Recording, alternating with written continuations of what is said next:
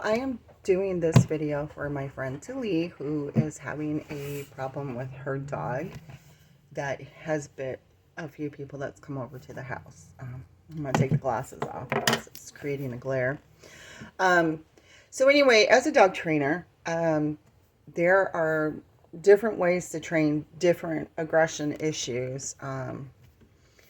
In the house, it's a little bit different, right?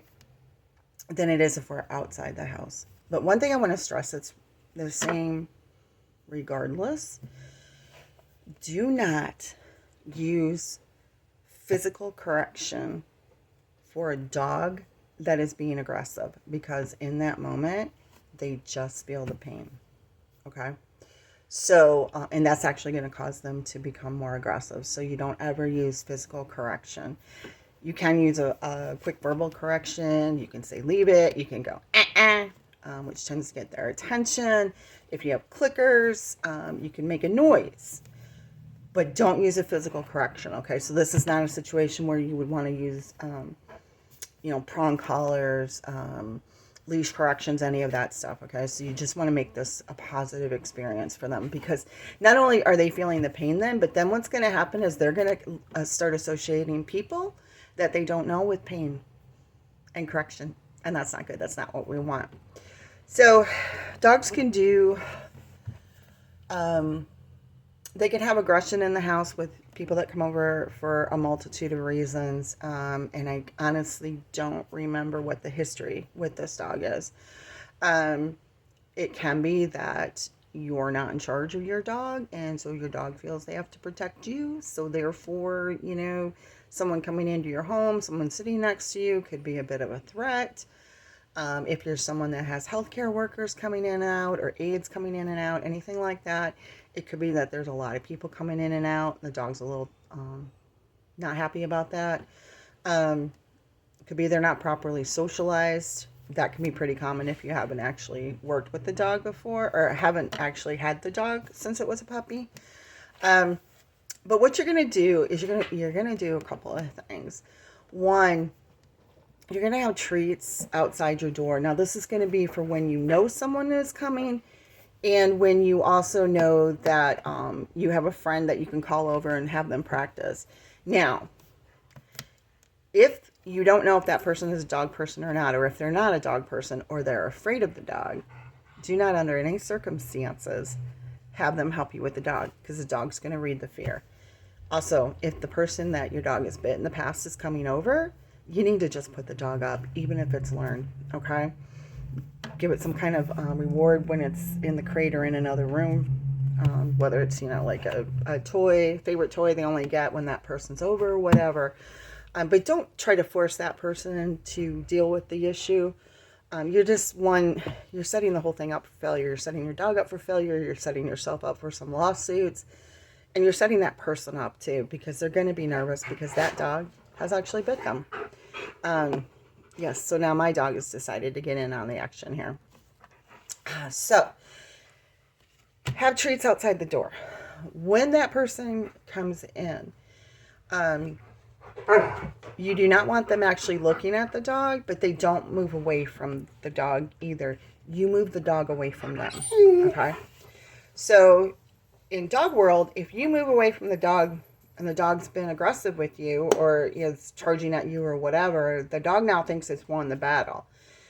But one thing you can do to not antagonize them further, but also get them to understand they're not in charge, is to stand your ground, but do not look at them.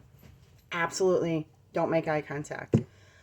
Now, that's going to be a little different thing if it's your personal dog and it's coming after you, and that would be a different video. But if it's, your friend coming over, whatever, they're not going to look at the dog.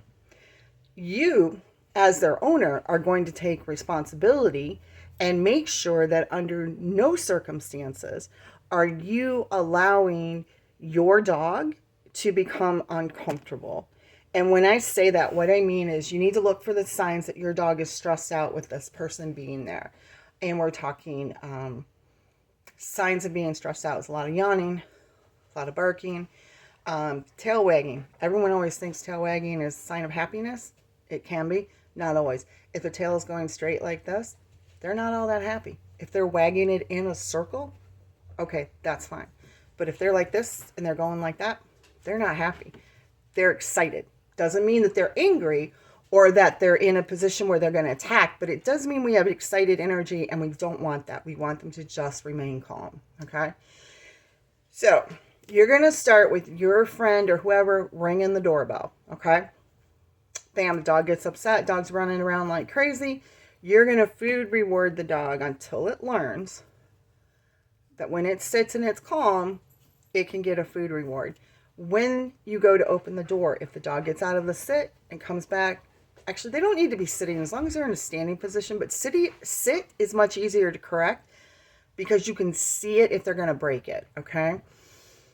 But then you're going to open the door. If the dog continues to get excited and continues to come at the door, you're going to shut the door. You're going to then put the dog back in a sit. You may even move them back to the original position that they were in or a little bit further back. The reason being, excitement level for them can have something to do with where they are located in proximity to whatever is exciting them, okay? So like if you have a dog that's dog aggressive and you're walking across the street, there's another dog across the street, dog doesn't react, and you're like, I wonder why they don't react to that dog. But then they can pass by another dog that's, 5-6 feet away from them and freak out.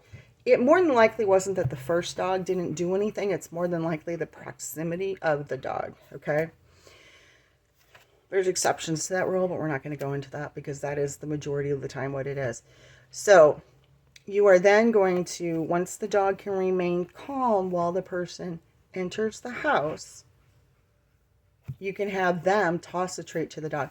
Mind you, I said toss, okay? Or drop it. They are not to try to approach the dog, okay?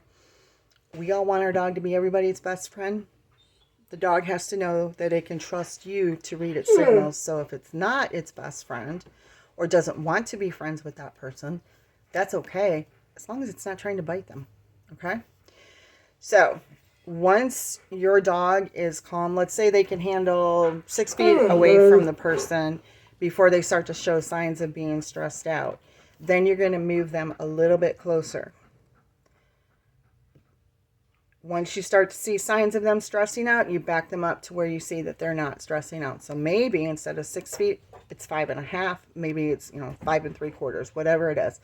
And you're just going to keep repeating these steps over and over again till the dog is calm with that person. Okay? That's basically it. You can also work on your dog meeting people outside the house before that person comes into the house, and then they come in with you and they're invited into the home. Most of the time, though, when the dog is, quote, aggressive in the home or overly excited, it is typically that when the doorbell rings or there's a knock on the door, they start freaking out. And we don't correct that, okay? For example, I have a German Shepherd. For those of you who don't know him, he's laying over there. And he will bark when he hears people on the porch. Now, he's a German Shepherd. He's bred for that, so I'm not going to stop that.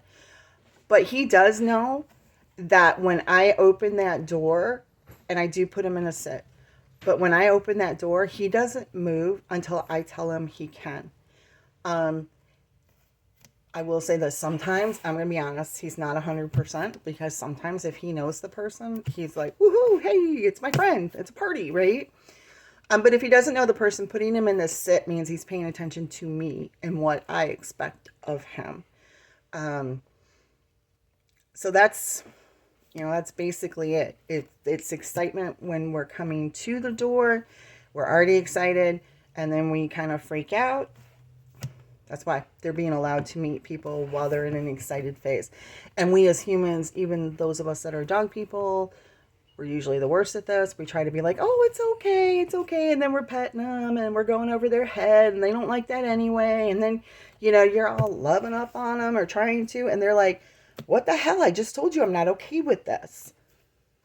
So you, as the owner, are responsible for making sure that the people entering your home know that if your dog is showing signs it doesn't want to be petted, don't force it, okay? But you are also responsible if you know this is a problem and you've had difficulty correcting it and you're still working on it, you need to actually leave the dog up when people are coming into the home. All right? And get a trainer in person if you're really having an issue. Okay? But, so that's it. Tilly, I hope this was helpful. Girl, text me, message me, whatever, if you have questions. For anyone else who may watch this on my YouTube channel, you can just comment below. I'll do my best to help you out. So that's basically it. All right. Y'all have a good one. Bye.